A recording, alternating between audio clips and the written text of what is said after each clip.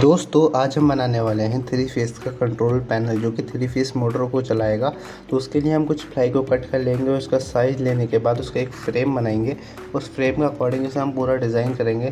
तो पहला हम इसका बेस बना लेंगे जिस पर हम सारा अपना मटेरियल उसके ऊपर टाइट करेंगे, जैसे MCB हो गई, फ्यूज़ हो गए, स्टार्टर हो गए, इंडिकेटर हो गए, स्टेप्स हो गई एंड एक्सट्रैक्टर जो वायरिंग हम इसके अंदर करेंगे। तो इसे हम कैसे कर रहे हैं आप वीडियो को लास्ट तक ज़रूर देखना, आपको पूरी डिटेल मिल जाएगी इस वीडियो के अंदर।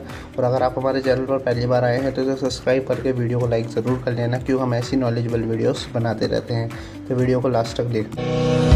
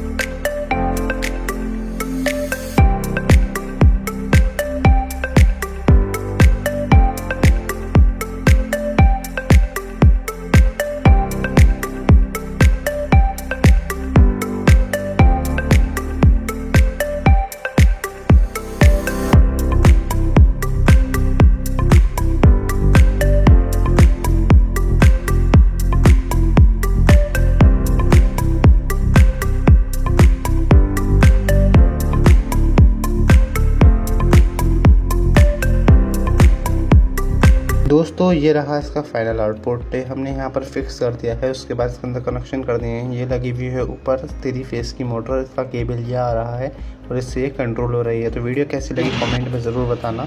जय हिंद।